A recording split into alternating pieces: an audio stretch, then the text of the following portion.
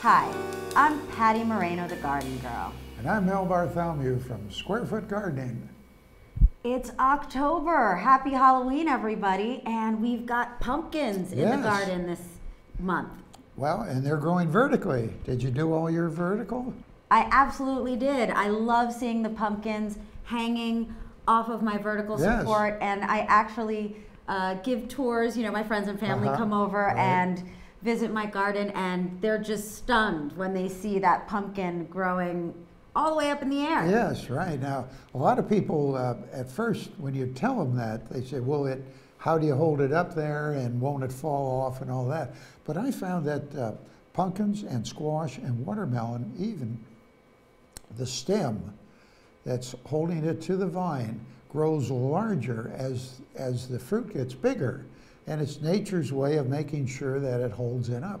I think now is a good time to reflect on the past growing season. Did you have enough room? Right. And if That's you didn't, good point. and if you're a little bit more inspired to expand your garden, I think it's a good time to start implementing that expansion. Yep, there's a couple things you can do. Now, if your family is growing a little bit, you want to add, maybe the children want a garden now. So we could add another area where we put in children's gardens. Adults are 4x4, children are 3x3, and you can expand them and have a 4x8 or 4x12. Very easy to do. Or what we do along a fence line or against a building is build a narrower box, and that might be 2 feet wide by any length you want, 4, 8, 12, 16 feet long. And if it's against a wall or a fence, you could then do your vertical gardening on that, depending on what orientation you have towards the sun. I think that's a great idea for people out there who have chain link fences. Yes. They're such an eyesore, they're expensive to remove, and they're expensive to actually install, so you don't want to get rid of them. Right. And you might beautify it, or it might go against a building wall. So that's something to keep in mind too. It definitely looks so much better when you see a beautiful wall of green as opposed to a chain link fence or a wall. So think about expanding your garden along your fence line this month. If you're interested in saving the environment, what better way than to have your own compost pile? It basically is just a pile of once living plants, all different kinds, from tree leaves to grass clippings to used plants or flowers or the stems and all that.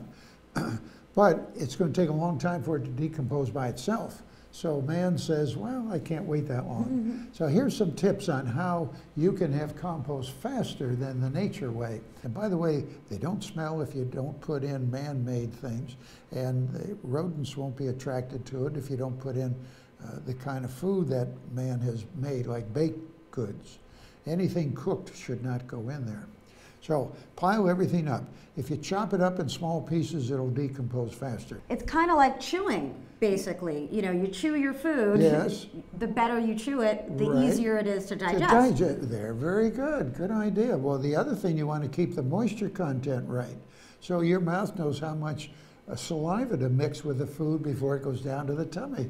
Very good. Good idea. The other thing about compost that you need to remember is keep it with the right moisture content.